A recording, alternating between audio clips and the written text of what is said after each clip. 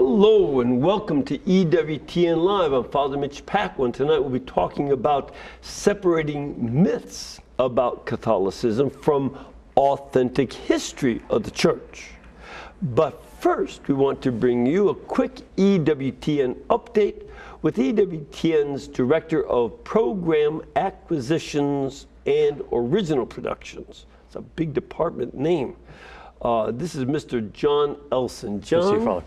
How are you? You're doing well. Thank you so much. Are there as many people in your department as there are words in the name? Well, we have a 6-member department, though we work with a number of people around the world producing original programs. And that's what you do. You get programs produced from outside EWTN. Correct. And I wanted just to inform our viewers that next Wednesday, June 6th, we'll have an original premiere of an original docudrama entitled "They Might Be Saints: The Martyrs of La Florida." La Florida was the Spanish name for what we now today known as the state of Florida. Right. And as early as the 1520s, the Spanish had begun missionary activity in today's Florida. Right. By the mid-1550s, they had missions not only in Florida, but up Georgia, North Carolina, and Virginia. Even in Virginia. Mm-hmm. And by the mid-1600s, you had literally a thriving number of missions, and these are founded by Spanish Franciscans, Spanish Jesuits, and Spanish Dominicans, from St. Augustine, which was founded in 1565, straight across to Tallahassee. Yep. So in many ways, we could perhaps say that what we call today the Bible Belt was really founded on a Catholic belt of Catholic missions. Now, as you know very well, the two superpowers of that time, we're talking about the 17th century, were England and Spain. Right. And the English, from their settlements in Virginia, had begun to move southward looking for slaves for their plantations, and they began to attack these missions. And so these priest religious in Florida, and these native men, women, and children, members of the Appalachian and other tribes, were killed in their witness to their Catholic faith. So I think a little bit about, remember what the late Cardinal Francis George of Chicago, when he talked about the martyrs, he said that the martyrs force us to ask the question, why did they die?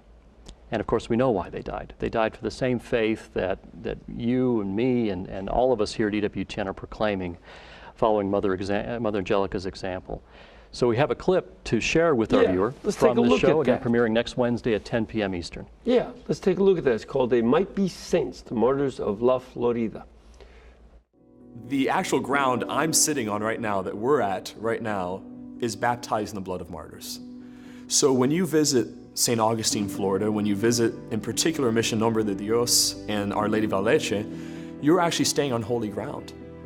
You're on ground that's been sanctified by the blood of martyrs. So you have a very immediate connection even in the soil itself.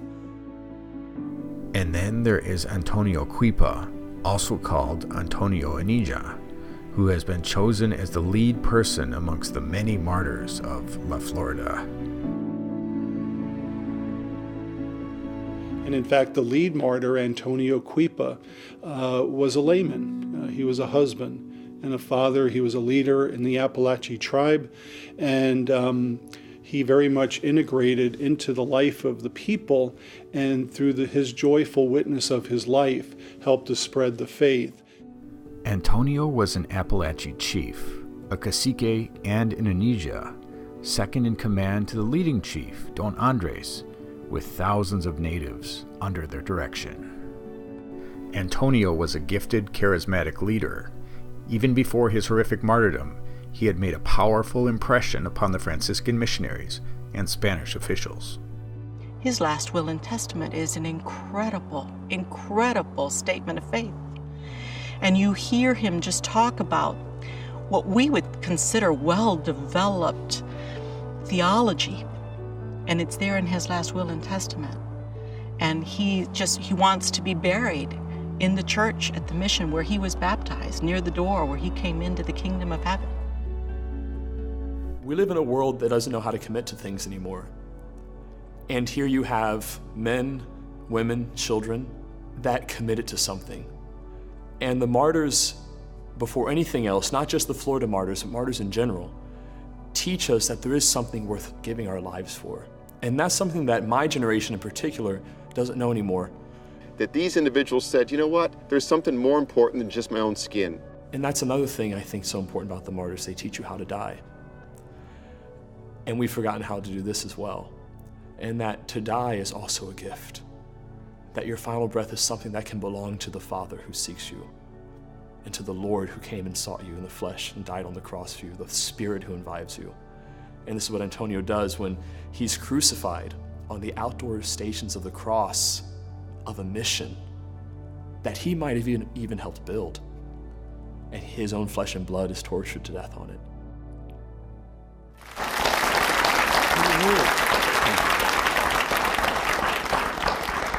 All right, John, thank you. Thank you, Father. Appreciate it very much. Again, it'll be called They Might Be Saints, The Martyrs of La Florida. Premieres June 6th. That'll be next week at 10 p.m. Eastern Time on EWTN. We'll be back in 30 seconds with tonight's guest, so please stay with us.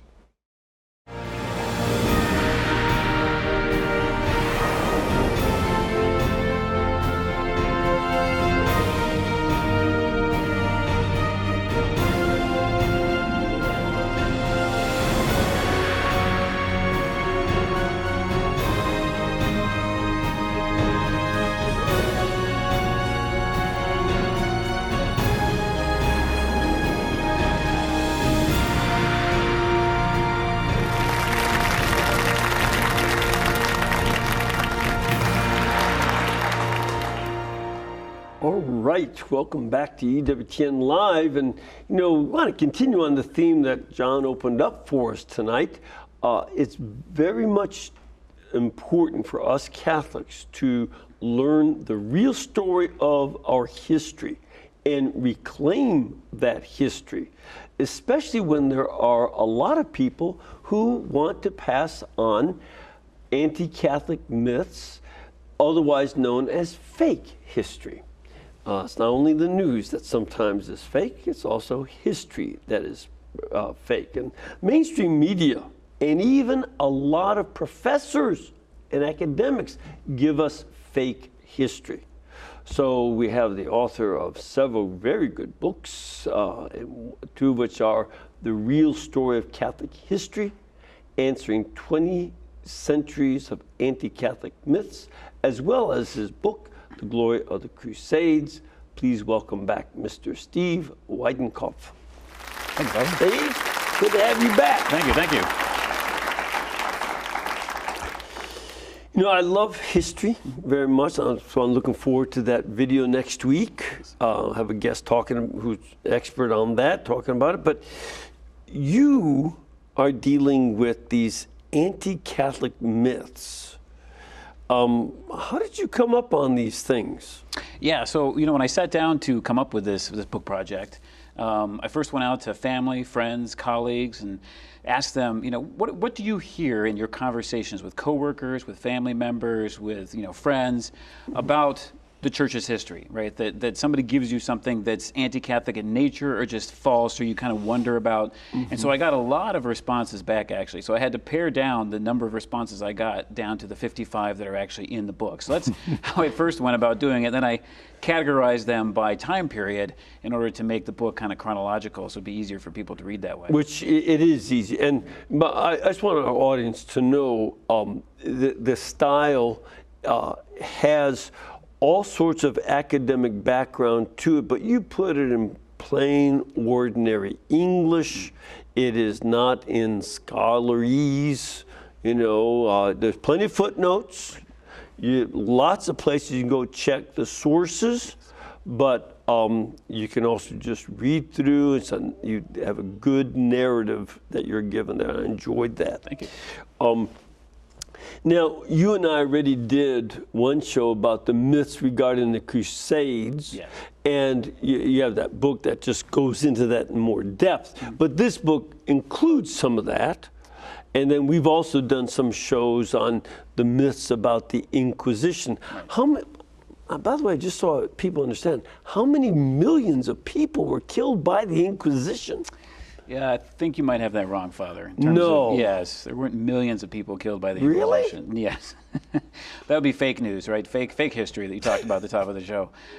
You know, when you look at the estimates, especially the Spanish Inquisition, you know, there's less than 5% of the cases that ever went before the Spanish Inquisition actually ultimately resulted in the heretic being remanded to the state for execution. So, you know, you're looking at maybe 5,000 people or something like that. I mean, it's a very small number. Even less than 5,000.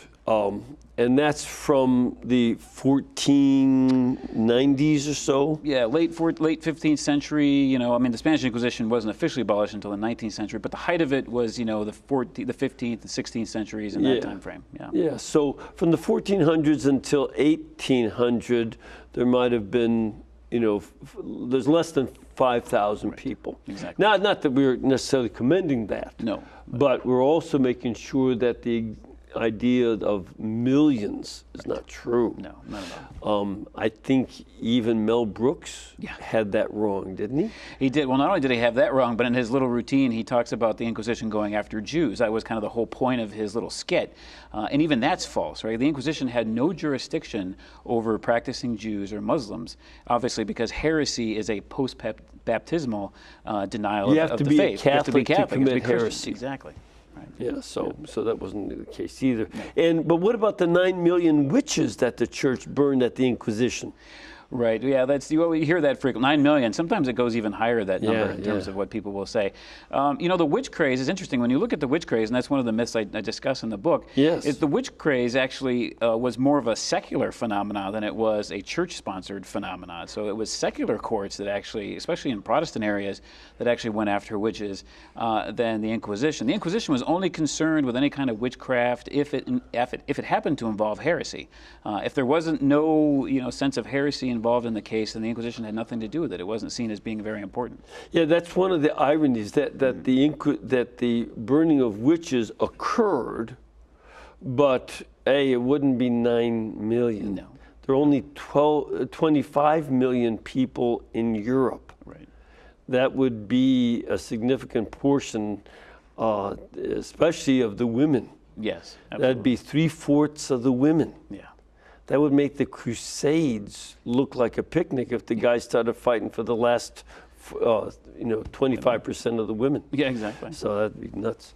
But it was actually in Protestant countries, especially England, they were the worst, I think. They were, absolutely, yeah. Not only in England itself, but even in the New World, right? You have the famous Salem witch trials and those kinds of things. So even those who came over, the Puritans, at the same time.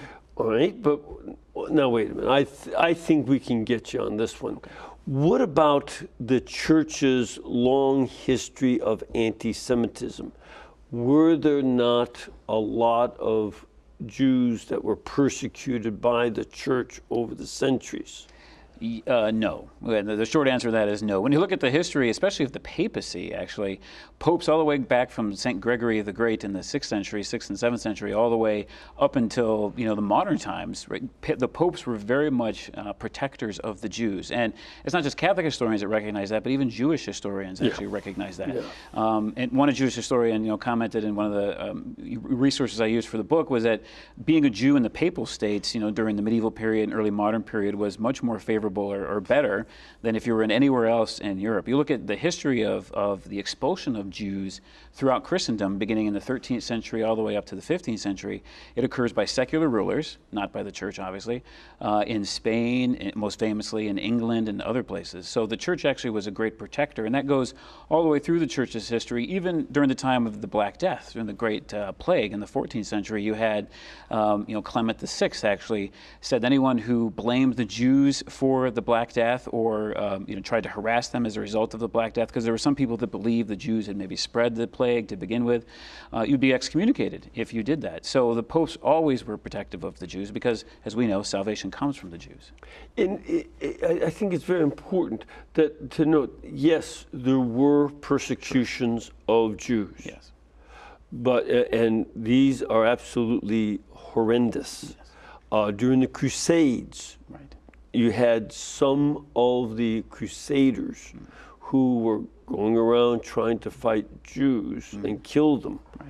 But it was the Archbishop of Mainz right, who protected them. Absolutely. Yeah. And other bishops as well put them into their castles yes, to protect them from these marauders. Absolutely. And you get a sense that the motivation for the persecution of Jews was related to the motivation of King Philip of France against the Knights Templar. Sure. They wanted the money. Yes. Which is often a myth about money, but it was, that myth can still motivate more violence than real facts. Yeah, absolutely. And even during the time of the Second Crusade, you have Saint Bernard of Clairvaux, right, who goes and protects the Jews and goes to Germany when there's a renegade monk that's going out and preaching violence against the Jews. He goes and silences him and brings him back to the monastery. So. And forbids anybody to go on the crusade until the Jews are protected. Right.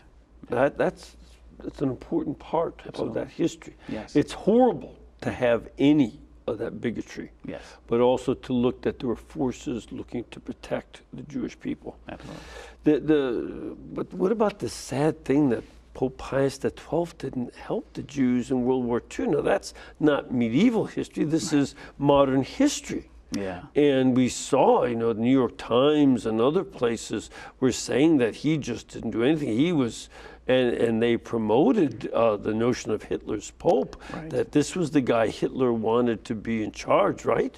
Yeah, absolutely. I mean, that's the modern myth. What's interesting is you mentioned the New York Times. I mean, that's what the Times said in the modern world. But in the 1990s. Right, but if you go back to the 1940s when World II was going on and you had the Holocaust, and Pius XII speaks out, especially on Vatican Radio when he gives his New Year's address, the Times, editorial of the Times actually commended him for what he was saying. So it's interesting how the same newspaper, at the time that the event is happening is praising the Pope, but then you fast forward, a few decades into the future, right? Then you have that same editorial board, different people obviously, but same organization, criticizing the Pope.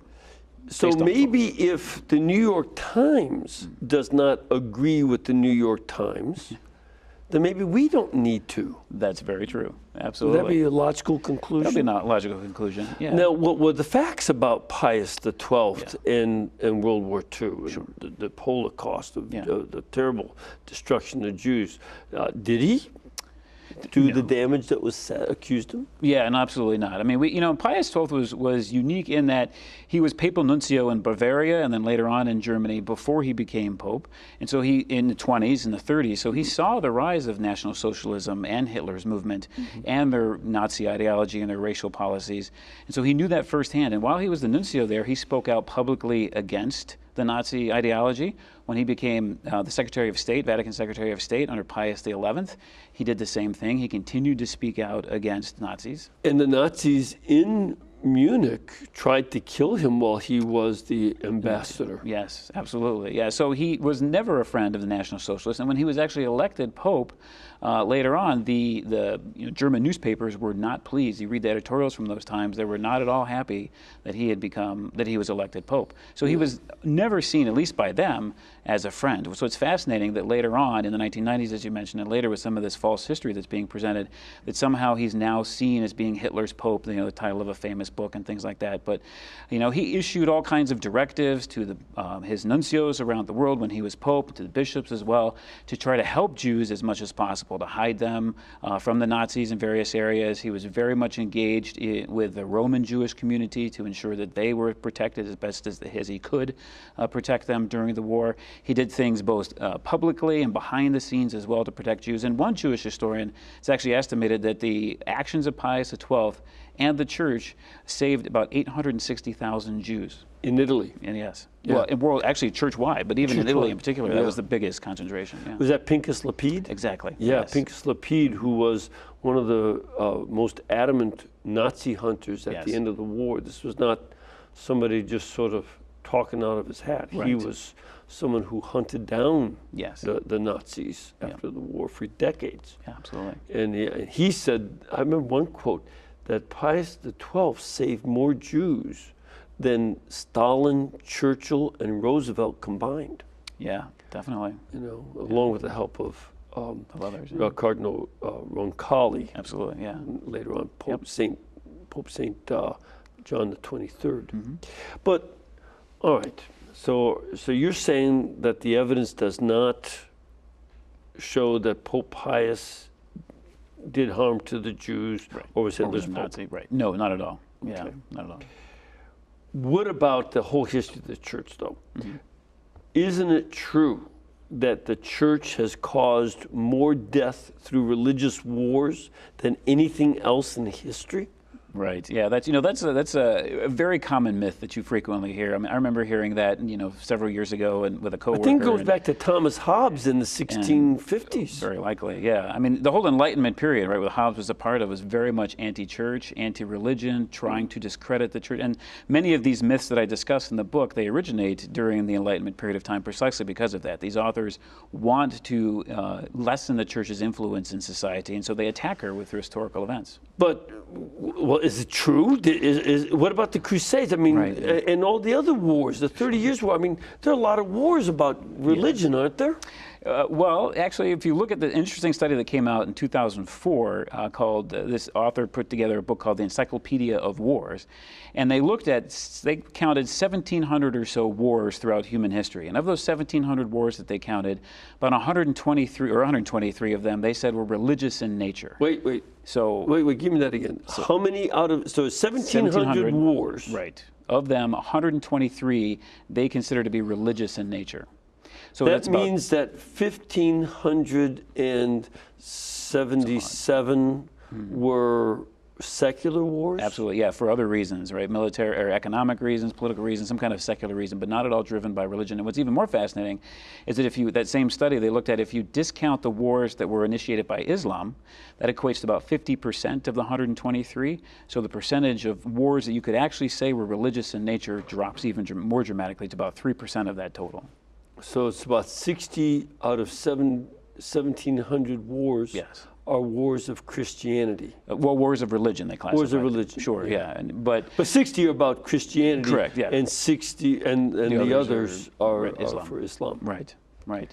And what's interesting about that myth is that it seems the people who propagate that myth have amnesia about the 20th century. Right? When you look at the rise of these political ideologies that subjugated the individual to the state, like fascism, National Socialism, and communism, these horrific world wars that occurred in the First World War and Second World War in the 20th century, those weren't religious in nature. And you mean the communism wasn't a pro-Christian movement? Very atheistic and militantly so. You mean the atheists killed more people than the Christians? Yes, by far. Who would have thought it? Apparently not the atheists. Not the atheists.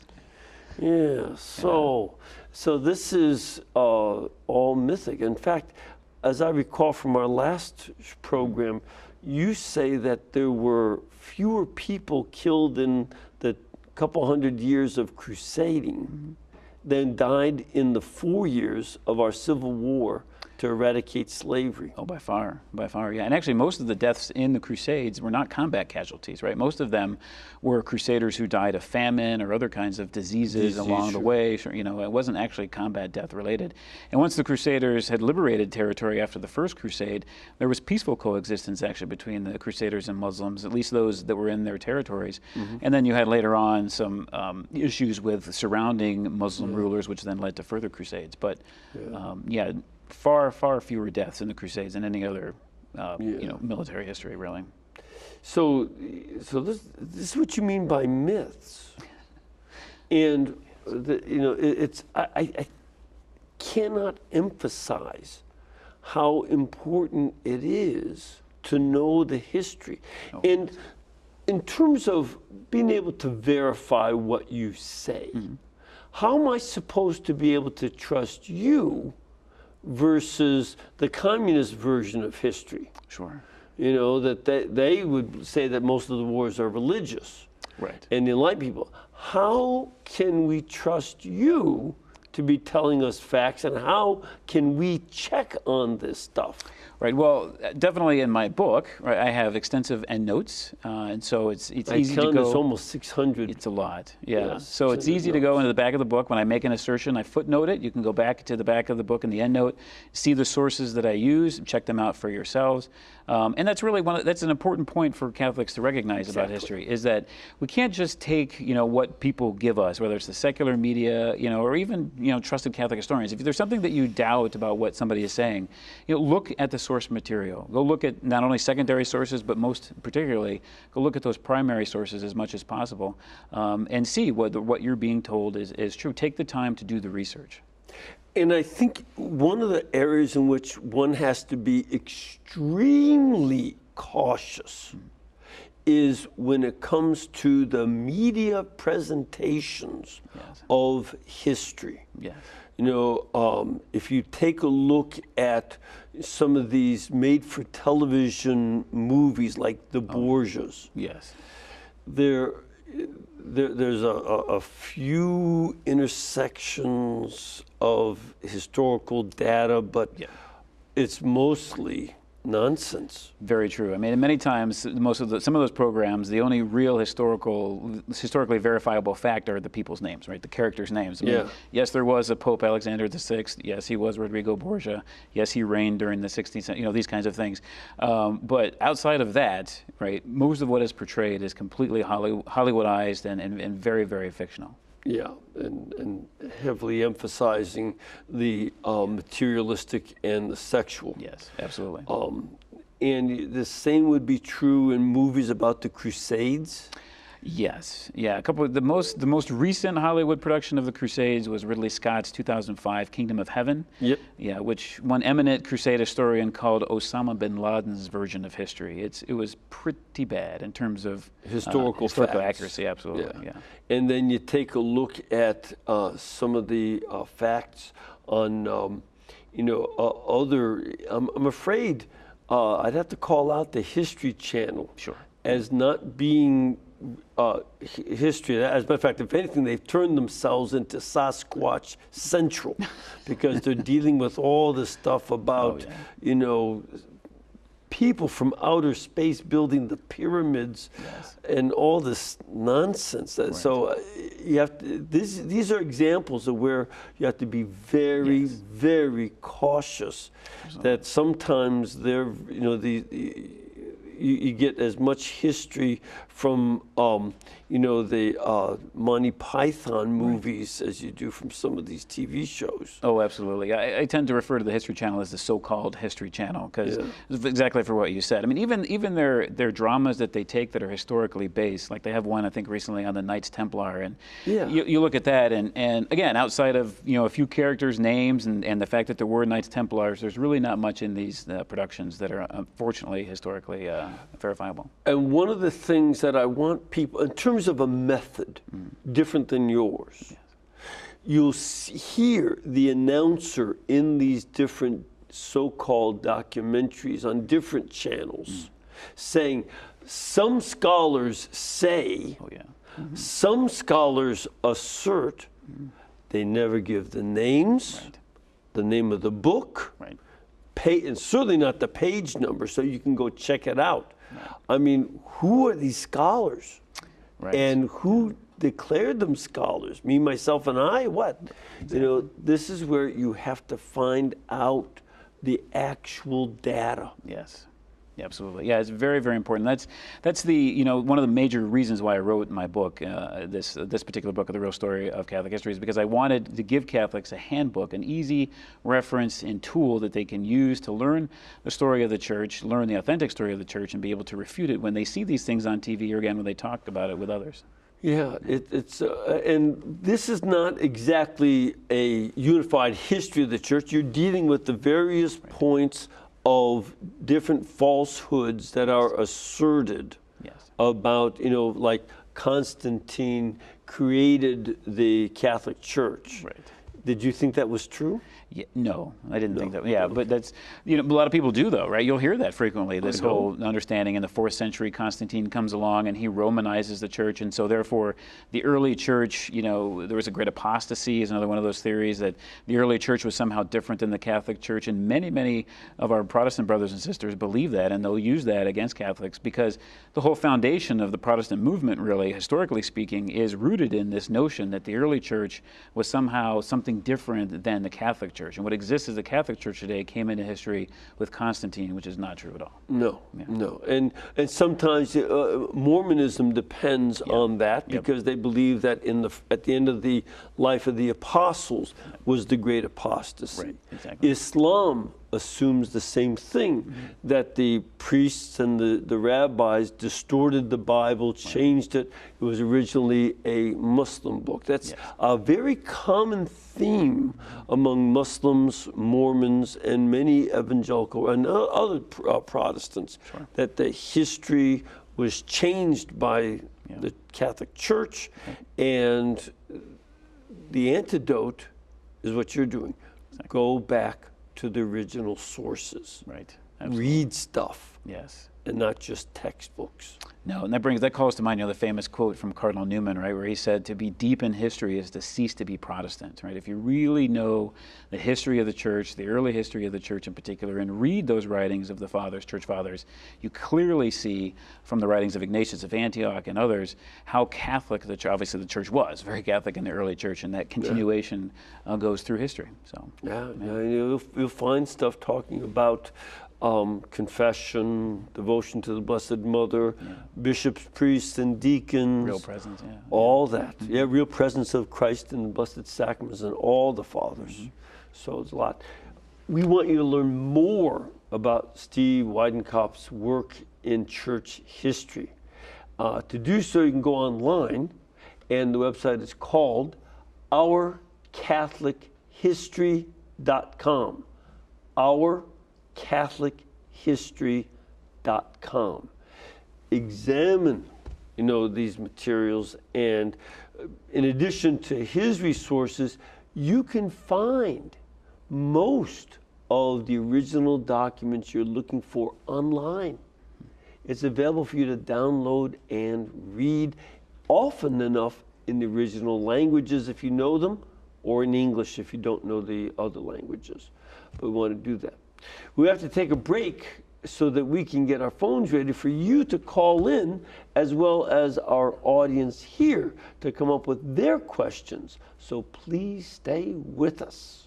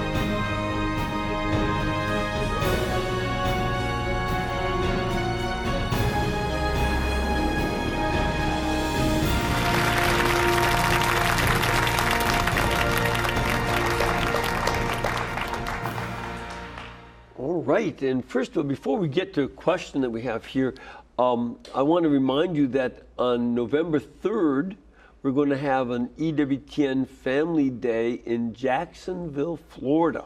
I was just there this past weekend to do a wedding, and was calling them to to join us there, get some of the local folks. I was at the Maronite Parish. And it was wonderful wedding and great parish over there. There's a lot of cool stuff to see. If you're going to come from a distance, you can go to St. Augustine and the other areas where these martyrs that we'll talk about next week were from. So come on and check it out. Go to EWTN.com/family celebration. EWTN.com family celebration, and join us for a free event November 3rd of 2018. You ready for some questions? Let's do it. Let's get you up. Let's start off with this gentleman. Sir, where are you from? Warrensburg, Missouri. Wonderful. Welcome. Thank you. And what is your question? Yeah, my question is, since you were making the point that the secular wars, a lot more people were killed in a more recent history, since there's a lot of this fallacy about religious wars, but how many religious people or people of faith that were purposely targeted, let's say under Hitler, Stalin, Mao, and even real recent history dealing with ISIS and things like that, to me, that would far outweigh any other numbers that they say, certain people say, especially in academia, about religious wars. Absolutely. I mean, I know, you look at various parts of history in the 20th century in particular. You see the Spanish Civil War, for example, with at least 7,000 priests and religious were killed in the Spanish Civil War by the communists there. I mean, even we have cases in the Spanish Civil War of priests being eaten alive by animals, wild animals. I mean, it's things that hadn't been seen in Europe since the times of the Roman Empire, right? That kind of intense persecution. Same thing happened in Nazi Germany as well. Priests, especially in Poland, were rounded up and put into various concentration camps, especially Dachau. One third of all priests in Poland were killed by the Nazis. Yeah, it's I mean, horrific. Communists in particular as well. Obviously, no friend of the faith, as we mentioned, very atheistic. In terms of big numbers, I mean, there were tens of millions, right? Of the figure is put out by John Allen. Okay. John Allen did a study of martyrdom, in particular in the last century.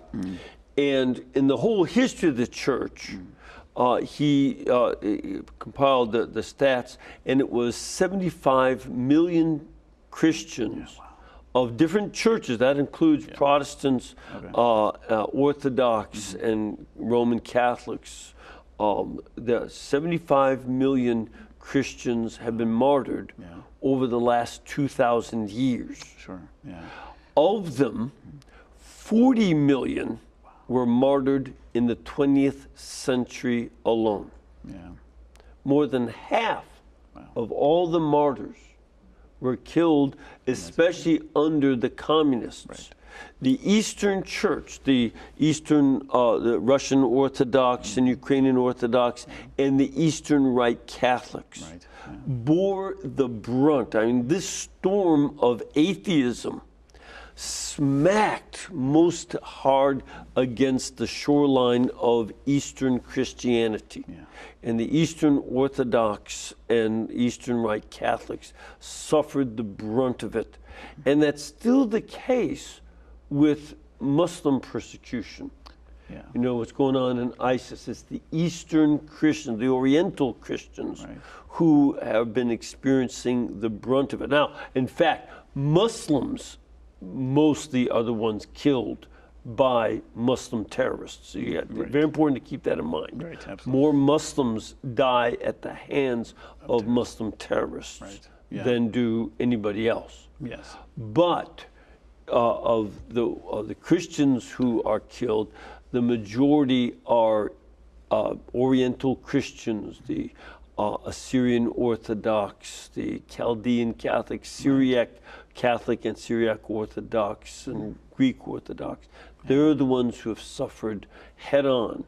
Though in Africa, it's Western Christians, Western Rite Christians who suffer the most. Absolutely. But it was 40 million. And just so folks have perspective, the number of people who died in all the Christian wars, including the Crusades, over the last 2,000 years. Remember, 75 million martyrs. But the number who died in the Christian wars are 2.25 million. Wow.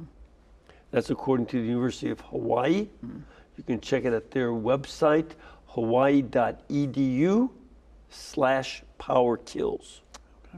And by far the greatest perpetrators of the violence are the atheistic governments. Absolutely. Nothing comes close to Hitler, Mao Zedong, and Mao Zedong and Stalin make Hitler look relatively small. His 10 million people were executed. And, then in the whole war, 50 million, including that 10 million. But Hitler or Stalin killed more. And so did Mao Zedong. So it's devastating. 305 million people were killed in the secular wars in the 20th century alone. Just in the 20th century. So it's atheism that is the real danger. Right. Cannot emphasize that enough. No, and it's Yeah, you cite those figures, and it's interesting that the Crusades always get the bad name, right? When there's more warfare, more bloodshed, and more violence, and more persecution. More persecution happens in our own. Yeah, genocide and democide. Yeah. We have a caller. Hello, John. Hello, Father Mitch. How are you? What can we do for you this evening? Good today, and yourself? Well, doing well. What do you have as a question today? Well, I have a comment and a question. Years ago, when I was seeking the Lord, I was pretty ecumenical. I fellowshipped with some Messianic Jews, as they call themselves. Mm-hmm. They believe that Jesus, Yeshua, is Messiah and, Son of God, and, they're not heretics. They acknowledge he's God. Sure. And it was wonderful, and just putting that out there just in case there are brothers and sisters. I had a Holy Spirit experience. Absolutely. With them.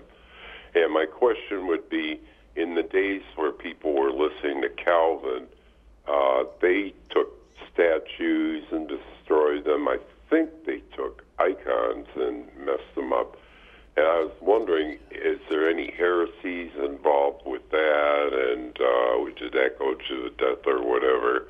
So I'll let you answer. Bye-bye. All right.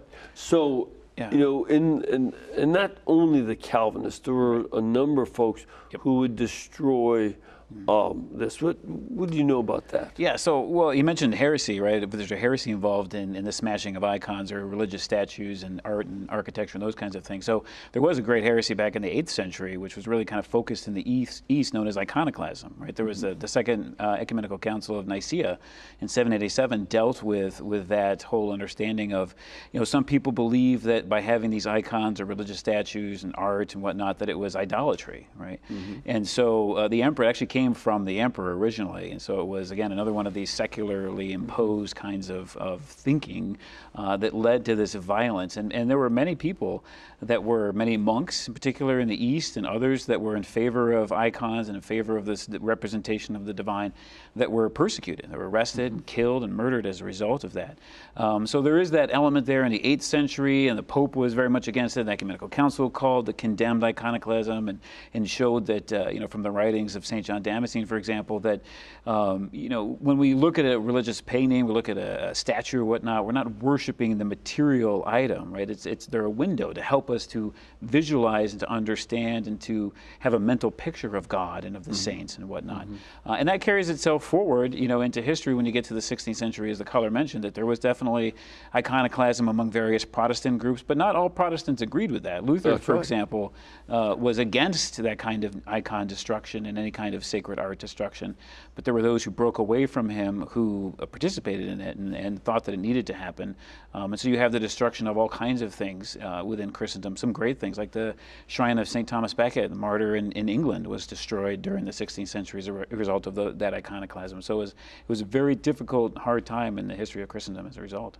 Yeah, in England, people talked about how the monasteries were ransacked, and their ancient manuscripts were used to wrap fish. Yeah. It was just horrendous. We have another caller. Hello, Anastasia. Yeah, hi, Father Mitch. Hi, where are you calling from? Ohio. Great. And your question? Well, I was watching a PBS special called The Sultan and the Saint when St. Francis went over to talk to the Sultan. And I'm not really sure. They called this guy Pelagius, and he apparently was over that particular crusade, and it really painted him as being a really nasty attitude person. And I just wondered if there was any truth to that. He's the one that gave Francis permission to go to talk to the Sultan, and it basically painted him as being okay with it because he figured he wouldn't come back. Mm-hmm. It was like Francis was a bit of a nuisance. But then when Francis came back and mentioned that they could possibly make peace, he just completely, totally rejected it. And I just wondered how much truth there was, and if this guy that was over those crusades was really as bad as they painted him as being. Because I know we've had some stinky hierarchies at times, but I just wondered if he was one of them. Yeah, great question. So that's actually the Fifth Crusade. And when Pope Innocent III called the Fifth Crusade, he was trying to learn from the disaster of the Fourth Crusade. And the Fourth Crusade is mostly remembered by a lot of people because it was the crusade that ultimately ended in the sack of Constantinople, where you had Western knights who, for a whole series of misguided adventures, eventually got themselves to Constantinople and then sacked the city and caused all kinds of issues between Western Christians and Eastern Christians, which still unfortunately even exists today. So he's trying to learn from that. So as a result of that, he wanted the Fifth Crusade to be a crusade that was operated and organized and managed by the church directly, or at least by a specific leader appointed by the church. Because in fact, the Pope had forbidden the Crusaders to sack Constantinople, and he excommunicated them for doing so. Yeah, he did. So he wanted to prevent that from happening. Exactly. Again. Yeah, they didn't listen to him. They did what they wanted to do, right? So No. in the Fifth Crusade, he appointed Cardinal Pelagius to be the leader of the Fifth Crusade. And so the Fifth Crusade was centered in Egypt. And the whole point was, as you mentioned, as the caller mentioned, St. Francis did actually come to Egypt during the time of the Fifth Crusade, wanted to go and to evangelize the Sultan Al-Kamil there at the time, and was able to do so. And contrary to what the caller said, Pelagius actually tried to prevent Francis from doing it, not because he didn't want Francis to evangelize the Sultan, but because he was afraid that if Francis made it to the Sultan's camp, that he would ultimately be executed, or harassed in some way. So he cautioned him against doing it, but Francis was pretty adamant, so Pelagius allowed him to go. He went and he spent some time with the Sultan and preached the gospel. And there's some accounts that say that the Sultan was favorably disposed to it, but couldn't convert for obvious various reasons. Conversion in Islam to Christian faith is very, very difficult, as you know. It would have meant a loss of power for him, obviously, and prestige. So he listened to Francis and then allowed him to go back to the Crusader lines. And then the Fifth Crusade ultimately was an unmitigated disaster. There were several different decisions that Pelagius made that ultimately led to the loss of what the Crusaders had been able to liberate and the disaster of the Crusade. So I wouldn't necessarily paint him as like some kind of evil genius, but rather someone who made decisions that he thought were best at the time. But in retrospect and in hindsight, right? I mean, being an armchair historian is always, easier than making decisions at the moment. He tried to do what was best at the time with the information he had, but many of his decisions ultimately did not produce the fruit desired. And just so that there's clarity, his first name was Pelagius, but he was not a Pelagian heretic. Right. He didn't belong to the Pelagian movement or anything like that. That was long past. Yes, absolutely. But his name was Pelagius. Yeah. He was a cardinal, and he made some mistakes, but it wasn't because of malice as much as just poor judgment. Exactly. Yeah. But she also. But thank you for that question, by the way. That's a great thing, and it's good to get some clarification. Are there any good histories of that Fifth Crusade that you would recommend for her to look at? Yeah, there's. I know the Fifth Crusade is treated in Jonathan Riley Smith's book on the Crusades. It's called The Crusades, second edition. That would be a good source for you to go to. Again, we want to encourage you to read this material, so that you get, again, not just that. We like Pelagius. Yeah. No. We want you to get the historical data. Absolutely. But the lady's other comment, I think, is very important.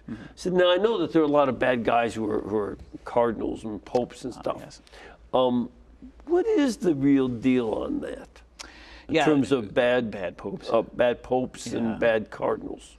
Yeah, so you have to, when we look at the history of the church, right, there's 266, I think, popes, right, from Peter to Francis, and about 30% of those or so are canonized saints. So what's interesting is that the vast majority of popes, right, were either very holy men who've been recognized as such and being canonized, or were, followed through with their vocation and the calling of the highest office of the church to perform those duties, right?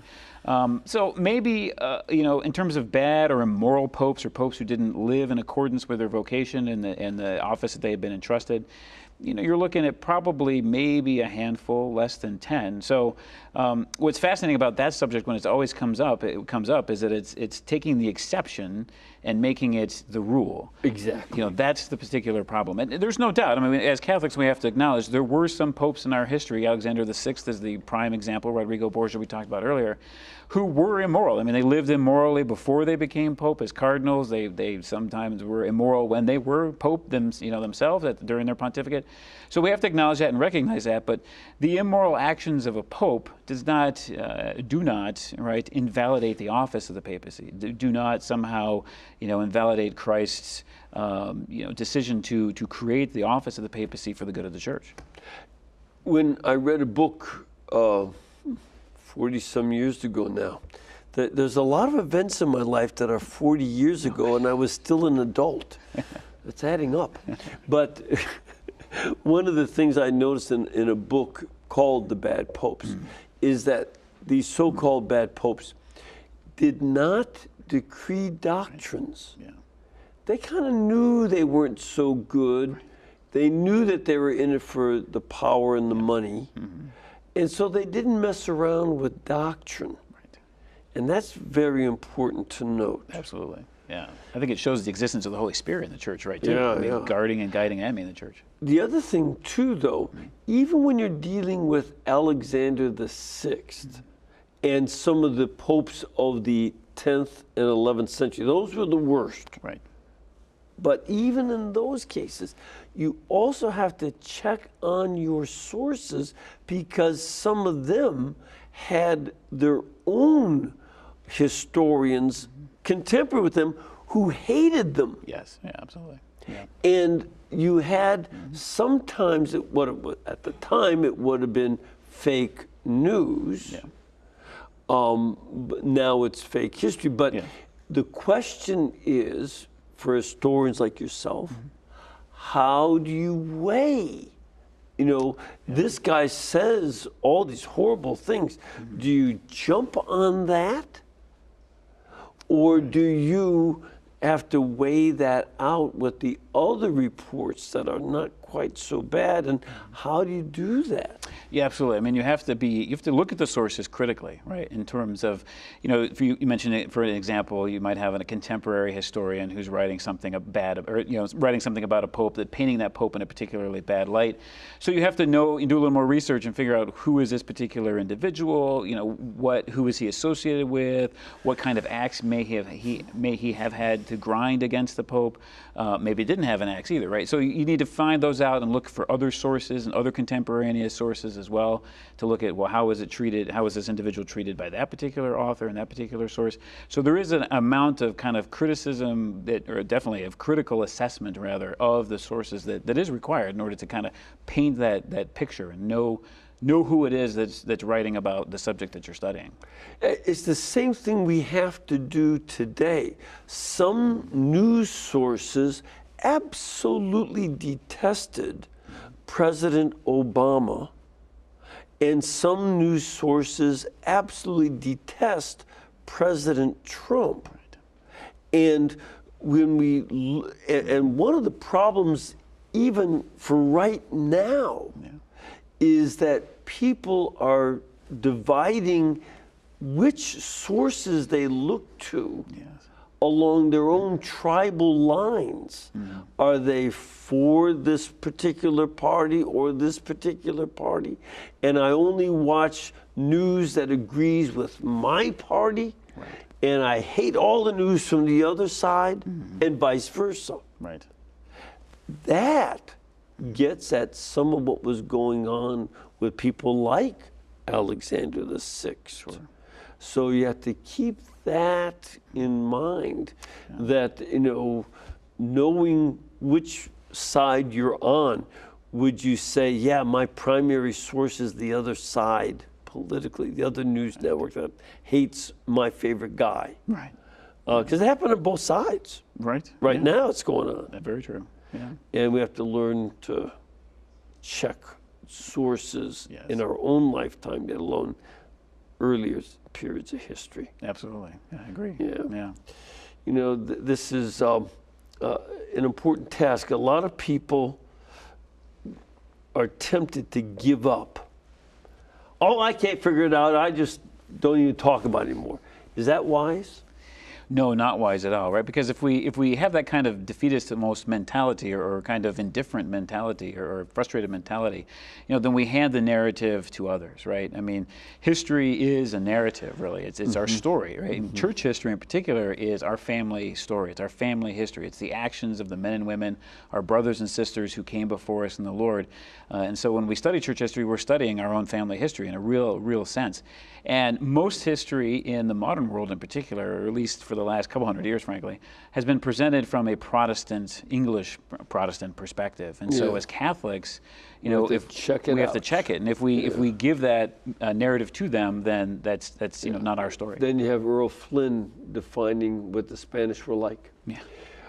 Thank you very much, Steve. Appreciate it. Again, you can go to his website, ourcatholichistory.com. Also get his books, The Real Story of Catholic History, answering 20 centuries of anti-Catholic myths, as well as The Glory of the Crusades. I love these books. Hope you get them too.